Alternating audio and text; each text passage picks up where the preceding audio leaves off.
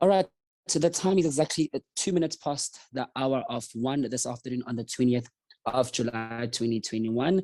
My name is Sanele Lutando Tsebekulu, former student of the Mangosuthu University of Technology, former student of the Durban University of Technology, and currently a student of the University of South Africa.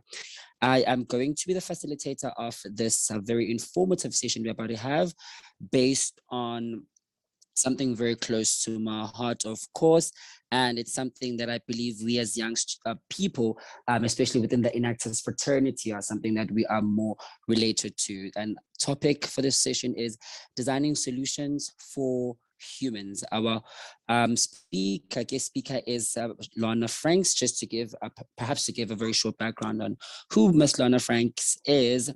She's currently working as an entrepreneurship and innovation program lead at the Center for Entrepreneurship and Innovation, responsible for program design, development, and delivery. Her practices, of course, include the use of human-centered design and the lean startup methodology for new venture creation. She holds a BSc in electromechanical engineering, a master's, of course, in energy and development studies from the University of Cape Town. And of course, she is a qualified coach at the South African College of Applied Psychology. She is a creative problem solver and social entrepreneur with a passion to mobilize youth-led innovation across the universities in South Africa. Lana has also recently co-founded Code Your Future South Africa, an organization that addresses unemployment by repositioning adults for a future in tech. Ms. Lana, I'm hitting the titles and everything else over to you. Thank you so much, Sanele.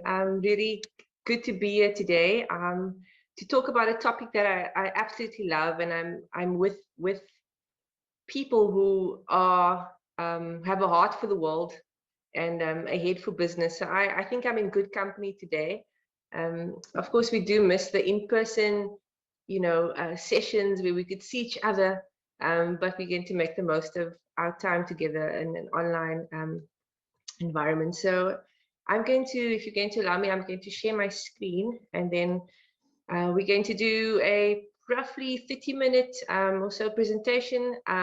Hopefully I'll get some interactivity. So please do feel free to comment in the chat as I talk, and ask for your participation as well. And then we'll have a Q&A towards the latter end of the session, just to give you a chance to engage further. So I'm going to share my screen, and we can. All right. Sanele, if you can just give me a thumbs up if you see my presentation. Yes, it has started on my side. Fantastic. Great. So yeah, I represent the UWC Center for Entrepreneurship and Innovation here today. And our topic is called Designing Solutions for Humans. And we're really going to look at design thinking as this human-centered approach to innovation. And we're going to cover a few, let's see. All right, oopsie, moved on too quickly there. There we go. So what will we discuss? There are three things, and I like to call it the heart, the head, and the hands. And the heart being why become human-centered entrepreneurs? Why? The head, what needs to change in our thinking? What are the mind shifts when it comes to this human-centered approach? What needs to shift in our thinking? And then the hands, getting super practical. How do we actually use design thinking? And I know, I'm assuming that there are a lot of you already familiar with the process, and so I'm hopefully going to add to your thinking. So the heart, the head, and the hands. All right. But before we start, I want us to ponder on something together. And it's a familiar quote. You may have seen it a few times, and it says, "We can't solve problems by using the same kind of thinking we used when we created them." And I want to emphasize the phrase, the same kind of thinking. And I know, and I'm going to assume again that perhaps like me, you are confronted with the reality of where we are as a country, as a people. We've been through the most, haven't we? We are not short of problems, and I think we're at a point in time in history where we need to pause and reflect on what has brought us to this point. Why are we here? Why are we here? Why are we seeing the problems that we are seeing? Um, and I think it's a critical point in time. And so the invitation today will be to reflect on our thinking and perhaps what needs to shift in our thinking to see a different world emerge. I think we're at a point where we need a new, in a sense, creation, a new world. We can't persist with where we've, with what we've been doing. We can't continue in this vein, in this stream. Something needs to shift, and I hope that you would agree with me. And so today will really be about, okay, what needs to shift. And I believe that this revolution called human-centered design is what will be quite key in bringing about a new world, a new way of being and creating and doing business. So yeah, the heart, let's begin here. Why become a human-centered entrepreneur? The simple answer really, it's fundamentally, because I'm speaking to entrepreneurs today, those who want to create and generate solutions with the through an entrepreneurial lens. Why become human-centered entrepreneurs? It's to create products, and I'm using that as a generic term, product systems, products that people want. That is the key to a successful business, isn't it? When you create something that people want, you don't have to convince them, do much convincing, when it comes to a value exchange or a purchase. I think oftentimes we create products and systems and we end up with a solution in search of a customer, a product in search of a customer. We end up with a solution in search of a problem, or we don't have products often that people want because we haven't done the work required to find out what they want. And so that's why we become these human-centered entrepreneurs, to create products that people want. And so how do you know what people want? How do you know what people want? It seems like a simple question, but I don't know how many actually pause to ask the question. How do you know what people want? Well, you ask them, you observe them, you seek to understand them. Okay, that's how you that's how you discover the key to what people want. You ask them, you develop the skill in asking good questions. And so I want to begin somewhere today. I'm not going to start with solutions, because problems are really at the heart of the matter. Okay, not starting with a solution, with an idea. I don't know about you, but I wake up with ideas on the daily. I'm an ideator, so I generate ideas quite often, right? But the truth is that we need to become skilled at finding good problems. And so it's not about having an ideas book, it's about having a problem book that is focused on understanding the problems that humans experience. And so I seem a little frozen there. Okay, there we go. So according to Kevin Hale, and if you're looking for a really great YouTube sort of series to follow, you know, a group of some videos on YouTube.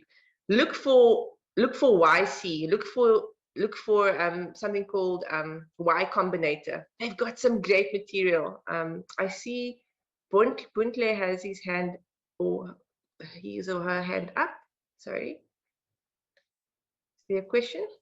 Lana, I was suggesting that we actually keep the Q&A for towards the end so that we guard our flow of the whole interview. And then I'm just going to ask Ubontle to kindly write the question down for me on the Q&A, and we will definitely take note of it and respond to it. Okay. Yeah, that sounds perfect. Great. So finding good problems that affect humans, right? So finding a good problem. What is a good problem? A problem that is popular, that affects a lot of people. Okay, that's a good problem to solve. A problem that is growing, that is that, you know, it's not a problem, you know, a fly by night. It's a growing problem. It's urgent for humans. It's urgent to solve. It's critical to solve them, and it's expensive to solve them. It's expensive. It's an expensive problem that you've found a solution for. Because when it's expensive, you can charge for it, right? If it's a big problem. Mandatory, it needs to be solved. Frequent, it's a problem that a large group of people experience often. And so this is part of us. This is part of becoming focused on the problems that humans experience and seeking to solve those problems, being human-centered. So we don't begin with the idea, we begin with a problem. Popular, growing, urgent, expensive, mandatory, frequent. Those are good problems, you know, for entrepreneurs to find. And all businesses exist to solve problems for a specific group of people. So finding problems is at the heart of the matter.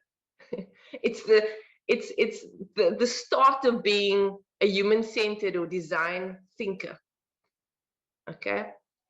All businesses, you must remember that all businesses exist to solve a problem. If you don't know what problem you're solving, you're not going to be very effective as an entrepreneur. Okay. And so what problem would you like to solve? And so I'm going to quickly invite you to take part in what's called Mentimeter. And if you've got your cell phone with you, all right, I want you to, I just want to get some feedback, some interaction from the audience today. There are about 67 of us here, so I'm really looking forward to seeing your participation. If you can type in whether you're on your computer or your cell phone, go to menti.com, so www.menti.com, and then they're going to ask you for a code, and you're going to type this code in 555-2945. It's on the screen. You should be able to see it. Zanele, can you give me the affirmative that you can see the screen? Yes, I can see. I'm with you. Okay, great. So I want you to answer the following question. What would you like to think about solving? What problem would you like to think about solving? What do you care about solving? If you're thinking about finding a problem to solve that is popular, that's urgent, that's growing, what do you see in the world around you? What do you care about solving? You can type your response on this platform, and we'll begin to see, hopefully, if enough of us do that, we'll begin to see it's sort of a canvas emerge of problems that are worth addressing. I'm going to give you 30 seconds or so.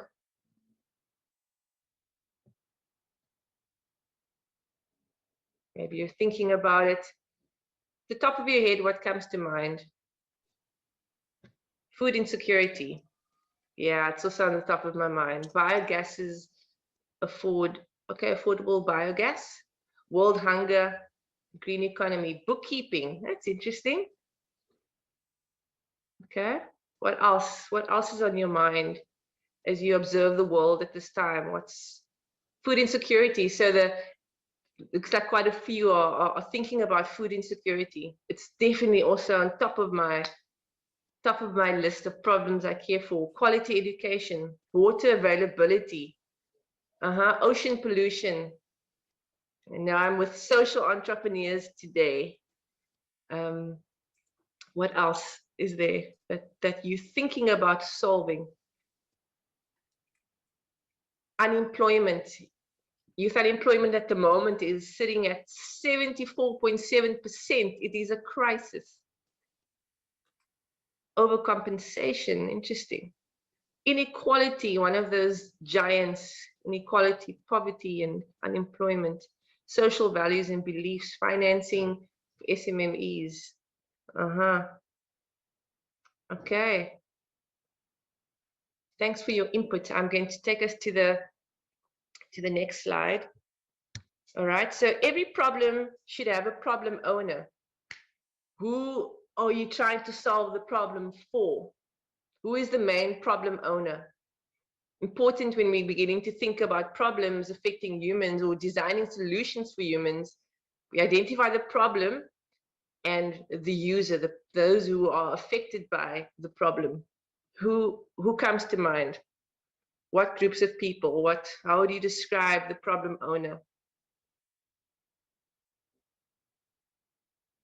If you can master these two things, it's going to be in your favor.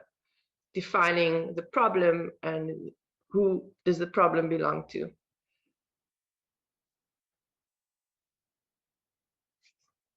Any inputs from unemployed, the marginalized, youth, African children, graduates, African creators.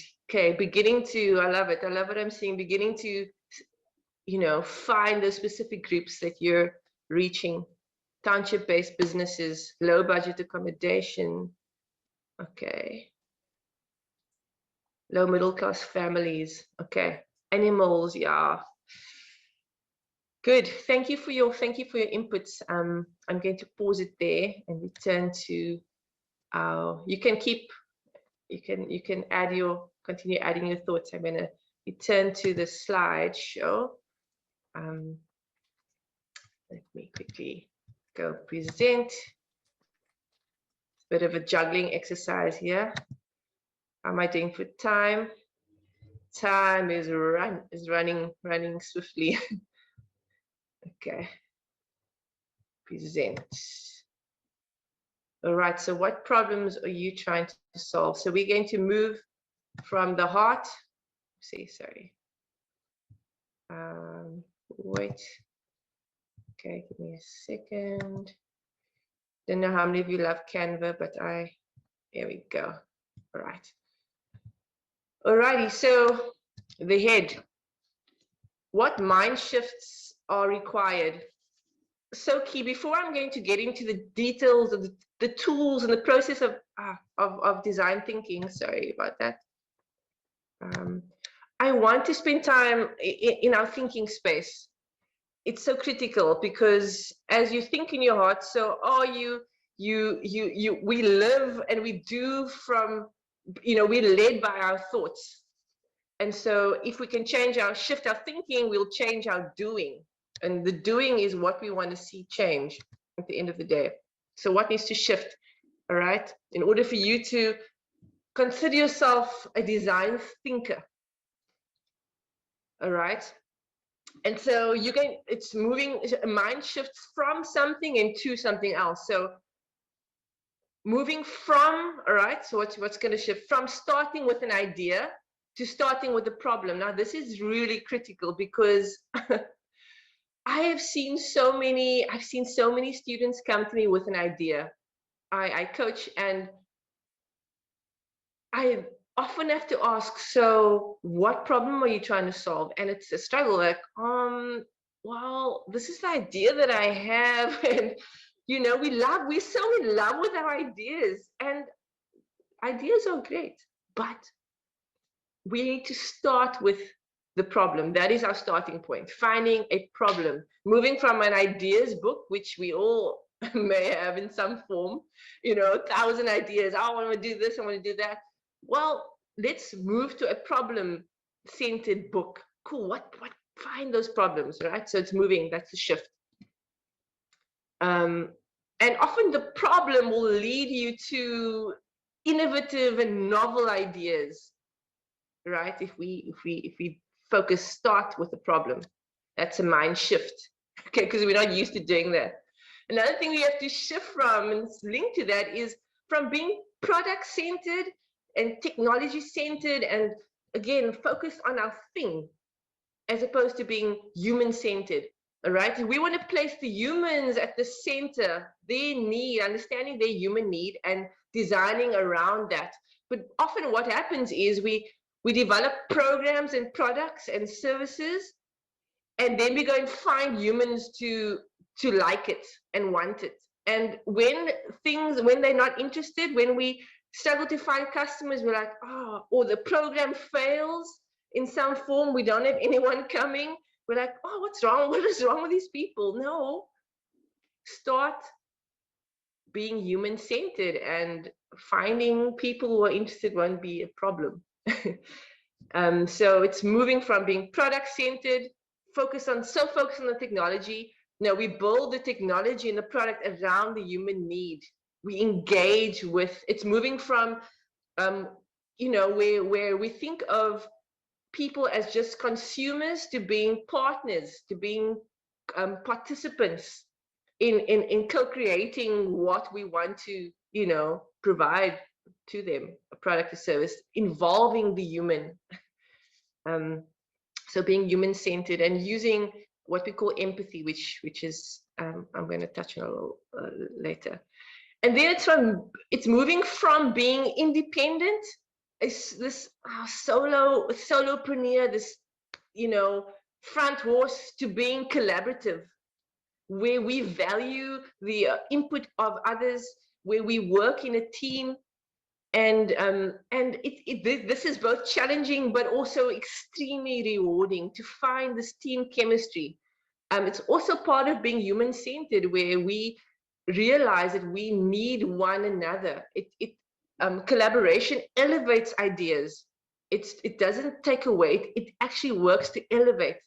I have found that so many times, where I wake up with a great idea and I take it, and oh my gosh, somebody add something new to it. When it becomes collaborative, it can add to your thinking. And so embracing collaboration, moving from independent front horse, no, it's a round table, it's circular, it's not this pyramid dominant structure, where we're moving to a place of equality of voices, enlisting others. So it's collaborative. That's part of being human-centered. Oh, there we go, I've mentioned that. All right. And then also, sorry, my slides are playing with me here. From being singular focused to being options focused. And another thing we tend to do is, the first bright idea we get, we run with, like, oh, this is it, you know. And so oftentimes in these design thinking workshops, it's a struggle for students to generate more than 30 ideas. They're like, yo, 30. No, I like the first 5. No, being options focused. So there's the leading design thinking agency called IDEO. They, can you believe it? Now, this is quite a number to aim for. They do not move on to prototyping until they have 500 ideas on the table to play with, to work with. 500. How many of us stop at 10? You know, like, cool, 10, we've got 10 great ideas. No, push yourself beyond, you know, beyond the obvious. The first lot of ideas we generate are obvious, so the obvious ones. No, for the world that we're, you know, remember the thinking that needs to shift. we need to push beyond the ordinary. We need to go to the place of innovation and creativity. So aim for 500, be options focused. It's not just the first great idea. There's more. Push yourself. Great. I'm going to take, let's see, under 10 minutes just to deal with. So we've looked at the heart, why become human-centered, you know, creating problems that people want. We've looked at what are the mind shifts that we need to adopt to unlock the secret of creating products people want. And then how do we do it? The hands. How do we use design thinking? I'm going to, all right. So I've got a personal story, just briefly in 30 seconds. On how not to do design thinking. Okay, so before I tell you how to do it, I'm going to tell you how not to do it. So a couple of years ago, I met a family who was food insecure, and I love thinking about how to solve food insecurity, as some of you do as well. And I'm an avid gardener. I grow my own veggies at home, and so when I got to this family's home, I saw that they had garden space, but there was nothing growing other than weeds. I'm like, gee, but this is a great space for a garden, man.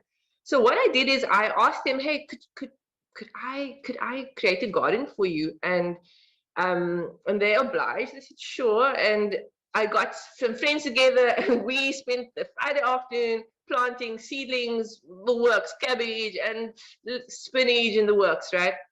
Took us an afternoon, felt super proud, handed the garden to them. Well, 6 months later, I visited them again, and you know, guess what I found? Weeds, exactly as it was when I initially arrived 6 months earlier.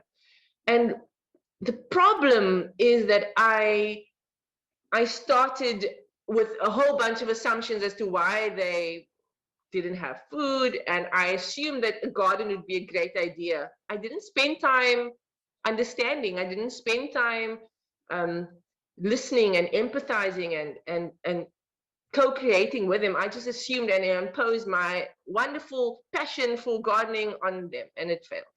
And I think it happens quite a lot in some of the initiatives we attempt. We have good intentions, but unfortunately, it does not sustainable. We haven't done the work required, the needs analysis required.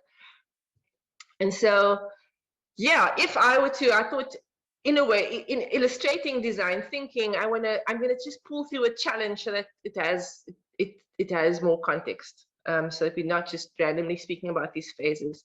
5 minutes. Let me try, and then we'll open it up to questions. So now I've shared a lot, so I hope you're going to chat with me. If you were to be given a challenge, and this is you can frame so many challenges just using this. Improve, right? Some experience. It's such a great way of phrasing a challenge. Improve the patient experience at a public hospital. What if I were to give you that challenge? Improve the patient experience at a public hospital. The word experience is important. Again, the human-centered aspect. We're not interested in just the product we want to think about the whole human experience. Improve the patient experience at a public hospital. Where do you start? Well, we'll start with empathy. We start with developing a deep understanding of the problem. We learn about the users. Excuse my error there, interviews. Do interviews and observations, okay?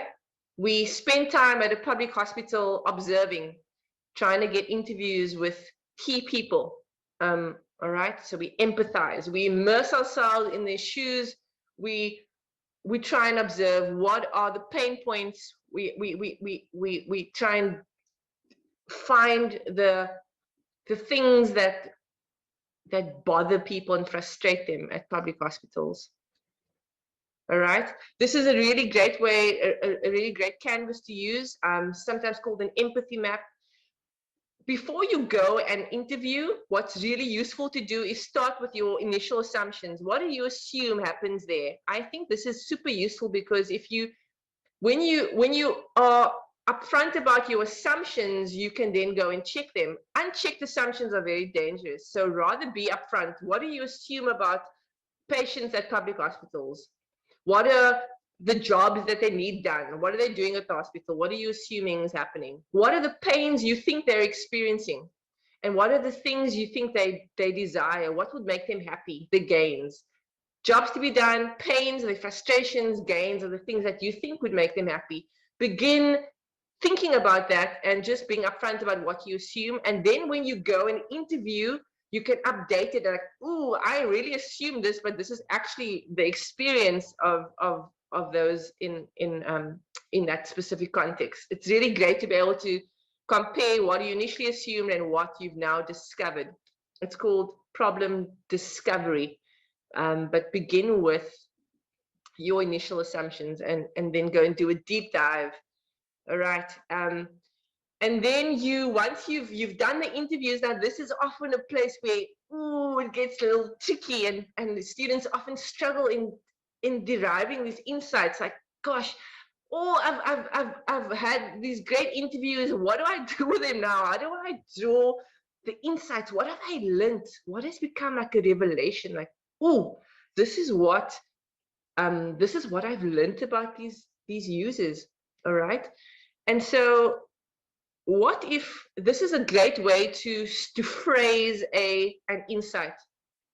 The user, from what you've seen, we call them user, the user needs a way to do something in what you've observed, because why do they need a way to do that?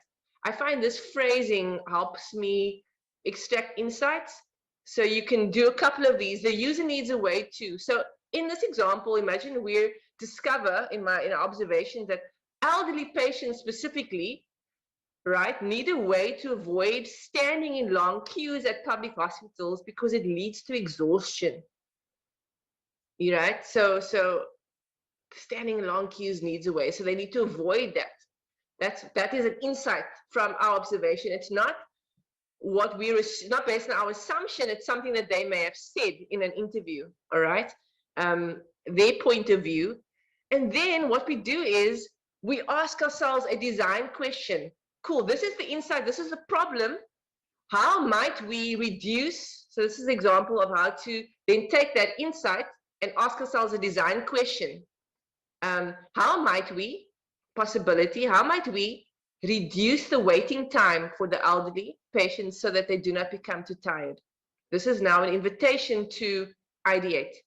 We've asked ourselves a design question.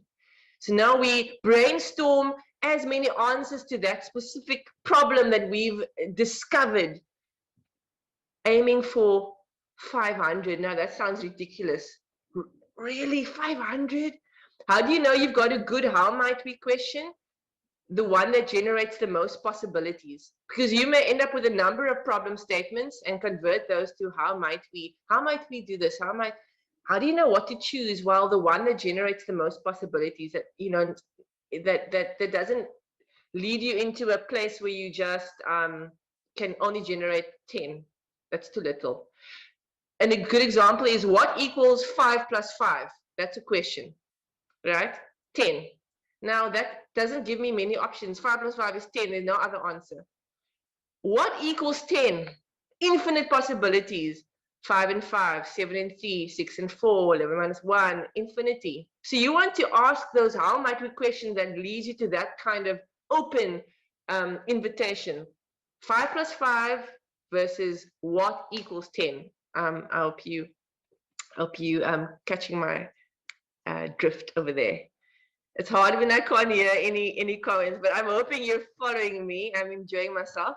Right, so now once we have 500 ideas, how do you select, like, how do you know what to choose? Well, there's this many ways. I want to give you one way of selecting, and it's this Venn diagram that needs to hold in balance these three things. Desirability. Do you think they want it? This idea, the solution. Do they want it? Is the question. Feasibility. Does it work? Is it technically feasible? Can you actually do it? Can you create this laser beam that, I don't know, that I've just made that up now, you know, that transports the elderly to, you know, to the front of the queue. I just kind of made it up on the spot now. But is it technically feasible, man? Can you actually create this thing? Viable? Is it a business idea? Do you think it's financially viable to do this? Or is it a massive capital investment that you won't have, that you can't actually enact? So holding in balance, do they want it? Can it work? Is it a business? Is it viable financially? Is it sustainable? That will lead you to your wow, your top wow ideas. All right, that's how you select. And then very briefly, once you've ideated, you selected your top ideas, you then create and build a representation of your top ideas, a rough model, which will save you so much money, because I've been in a place myself where I invested in an idea that I didn't actually prototype first. And you know what? I lost a lot of money. I failed at it. So I've learned to really embrace prototype, a rough representation that you can take to your user for feedback. So it's super rough. So imagine in our scenario with the elderly, you think creating a booking app is a great idea. Now, before you go and find a developer, rushing, developer, we've got an idea with you, and you invest money. No, create a little rough model, a paper prototype that allows you to figure out the mechanics of your idea. Oftentimes, ideas you are so lofty that you don't think of the details. How is this actually going to work, the mechanics? So a rough model allows you to do that. This is the super basic prototype, allows the user to understand what you're trying to achieve, and then you go to your user, and this is just an example of a prototype, inviting input. So you know, your user gets to experience what you imagined and gives you feedback. And again, designing solutions for humans invites them to give you feedback. We are not offended. We are not defensive. We are not, do not attack my beautiful creation. No, we open ourselves up to feedback, and we use that to iterate and develop it further. You know, design thinking, and I don't have a picture of that, but it's the circular iteration, feedback after feedback improves. It's this Kaizen, in Japanese, this continuous improvement, and it comes to engaging with your users throughout the process. All right, I feel like I've wrapped up my thought. And just to end with the Enactus roadmap, which is fantastic. This is a fantastic roadmap that summarizes this process of starting with the team, being collaborative, moving through this, finding your problem. You see, we don't start with the idea, we start with the problem phase, move into your ideation phase, you pilot it, you test it. If it doesn't work, you go back to ideation until you loop through this a few times, and then you finally implement, and you can invest your finances in making it work. Super. I think I'm going to end there. That was a sprint, design thinking sprint. The heart, why become design thinking human-centered entrepreneurs? So we can design products that people want. The head, what needs to shift? You know, what is the mindsets we need to develop? Moving from starting with a problem to an idea. And then what is the process actually look like? There's a lot more I could say and do a deep dive in each one of those phases, but I hope that it's opened up something new for you. And Sanele, I'm gonna pause there and see what's in the chat. I'm gonna stop sharing my screen. Okay, I must say that was a very informative session. I for one had to pay careful, attentive attention to that to that session, because you shared a lot more than we bargained for, if that even makes sense.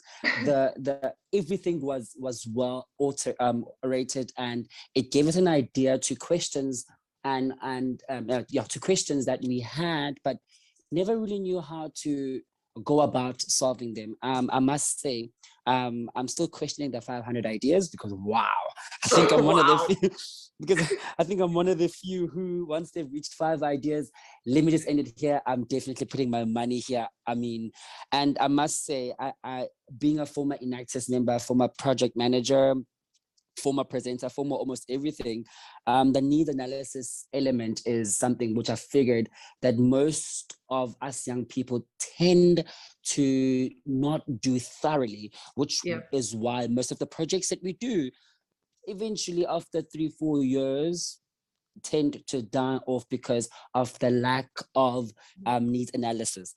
However, before I go into my questions, because I did draft a few questions of mine, let me just quickly go into the chat box.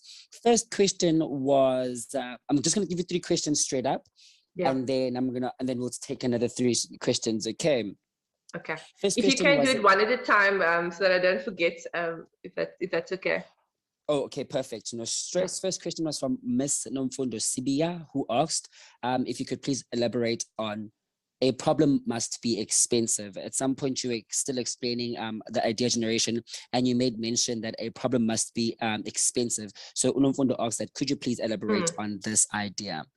That's good. So when you solve something that is expensive, that will cost, that you can cost in terms of your pricing. So you've solved something that you can charge a lot for because it's valued at a high price. That's a good thing. So for example, it's the difference between selling lollipops at 5 cents or how much are lollipops? 1 rand now. 1 rand. And property, selling a house for $1 million. It's being able to find a problem where you can value the solution at a high price. If that makes sense, that's the expense bit in it. It's not that your process is expensive; it's just that your solution is innovative, and now you can charge. You can charge a lot for it. And again, when it comes to money, I like to speak about value creation. If you can create significant value, you can charge for that. You can have a value exchange that is significant. Yeah. Okay, Sanele.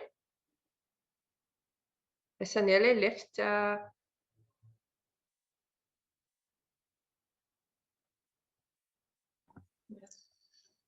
I don't know, Angela, yeah, I think I'll pick up from where Sanele left off. He may have connectivity issues. Yeah. So, he's back. He's back. Okay. Sanele, got caught up in cyber there. I just got back. I'm really sorry about that. Technology sometimes can definitely outsmart us. So I think you've answered the question on how a problem must be expensive, Lana. Yeah. Well, there was another very interesting question on how to manage loss. This question is from Tulani Kwesha, who was asking as a motivation to you who've added your financial means into the idea, and somehow you make loss, given the industry of business you've decided to go into, suppose farming, as it takes time for the business to pick pace, to pick gains. How then do you manage the loss which you would have incurred? Yeah, so it wasn't farming, it was actually the coding school. Oh, okay. Yeah, I'm developing okay, that's a different story. My farming ideas is another topic. But yeah, so that was a big expense. I think the only thing I could have done with that experience, when you lose money, that's it, it's gone. But it was a launch pad. So with entrepreneurs, fail forward. And so I've learned I felt like it was my school fees. I paid for my MBA, Streetwise. I have learned so much from that experience, and it's propelled me forward. And so that is that's what I've done with that experience. I've used it to transform my own life and the way I think about business now. In fact, I've had to change my business model. So we now run a coding school that has a not-for-profit model, and it's actually working really well. So yeah, that's what I did. I failed forward, pivoted. I am better for it. But I now work to help entrepreneurs avoid high cost, the high cost of failure. Failure is not a bad thing, but you can Sure. reduce the cost of it. I like that idea. Failure is not a high cost, but we can, of course, find ways to mitigate the reduction of the effects of it.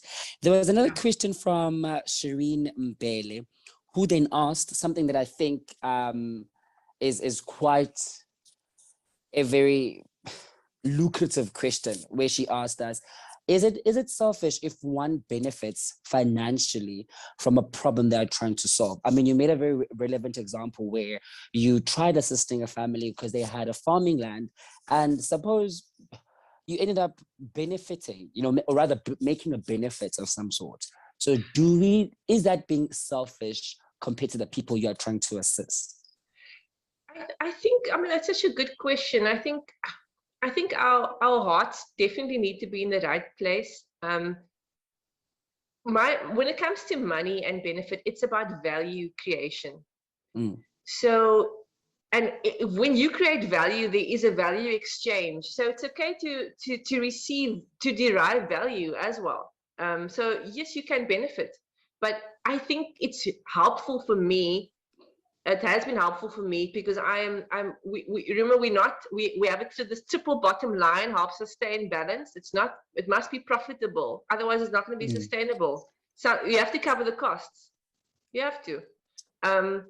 But I think what keeps us in balance is that we also care for the humans for whom we're solving the problem. We're not just building on their backs and it's being money driven. That can lead us into lots of trouble.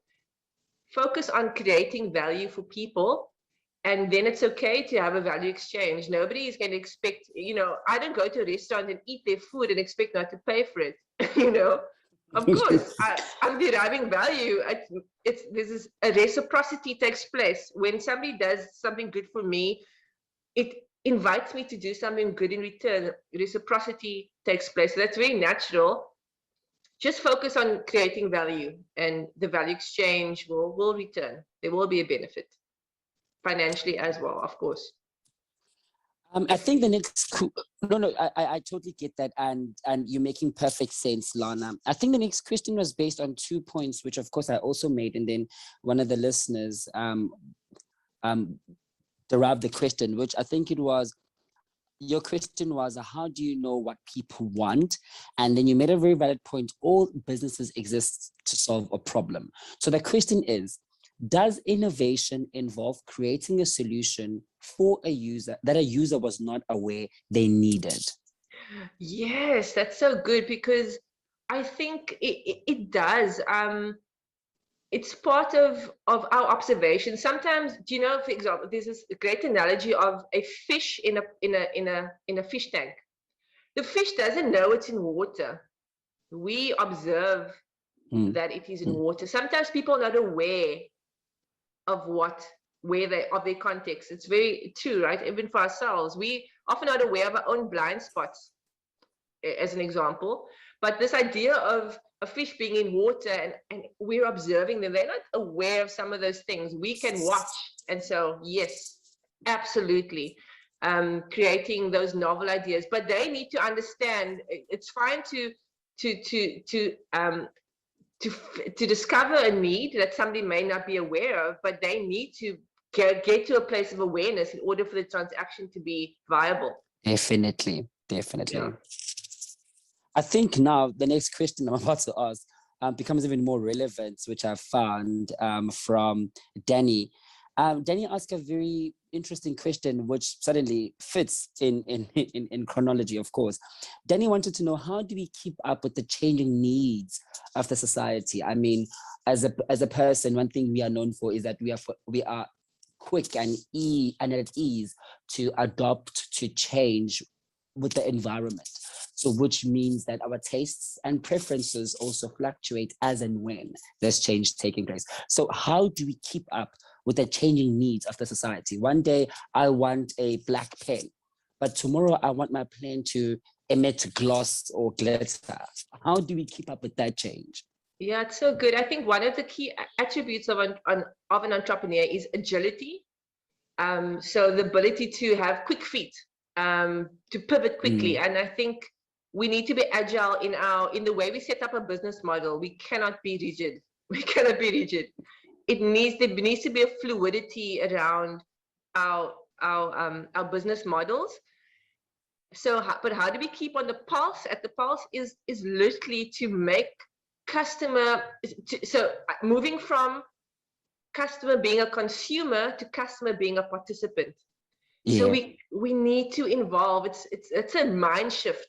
It's a mind shift. So if you continually engaging with participants or consumers or users, you're always enlisting their needs. You're always at the pulse. You're always understanding. That is central. It is central to how we're going to build.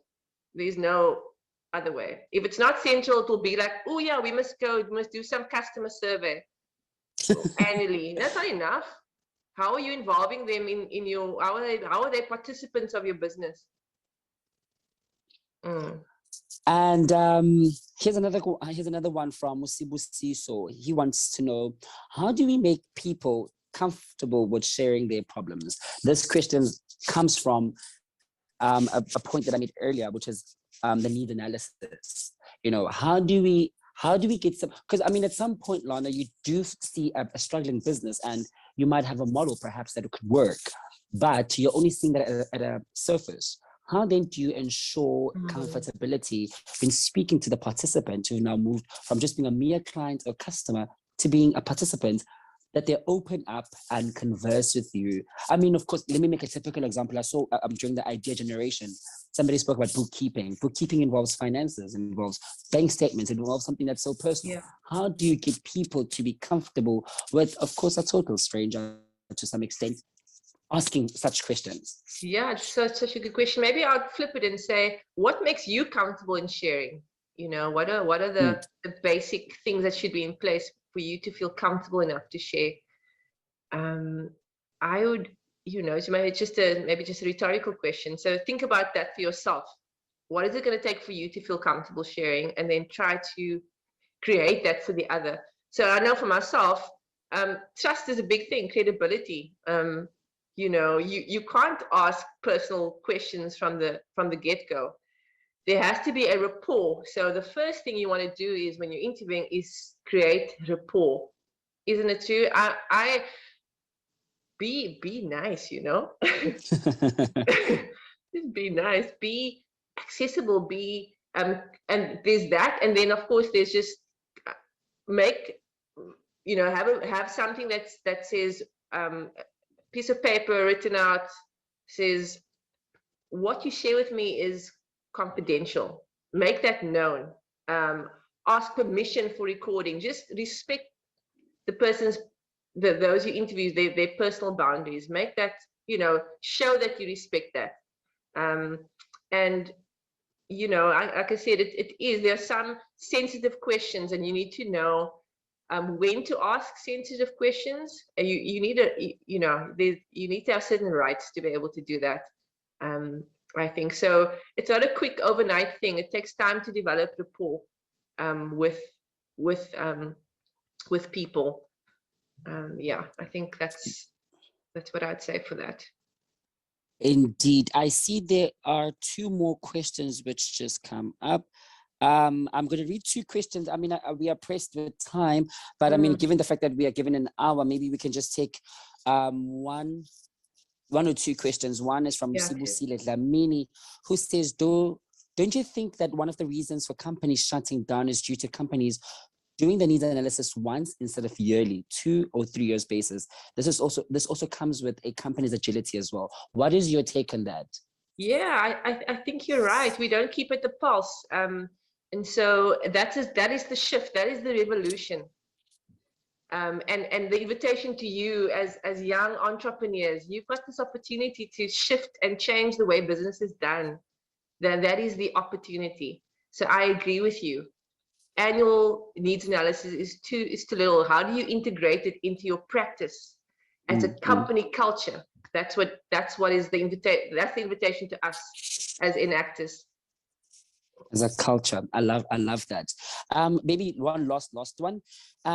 Is it advisable to use available research to create a new business? Yeah, interesting. Yes, I think, you know, this is great, and I want to give you this. Ooh, this is what I want to just give you this one canvas that is so good.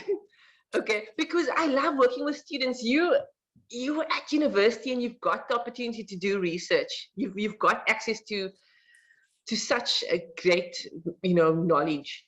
But how do you use that? So there's this canvas called the Impact Gaps Canvas. Please go and research it. Impact Gaps Canvas, and it allows you to derive insights from research that's already been done. Like what are the problems? You know, what are the problems that why do the problems exist? What's already being done and what's missing? I mean, you can. So what I did with food insecurity is I just went through there's some master's thesis written on why sustainable food gardens fail. I went through that and I extracted insights from the research that was done to help me frame a problem statement.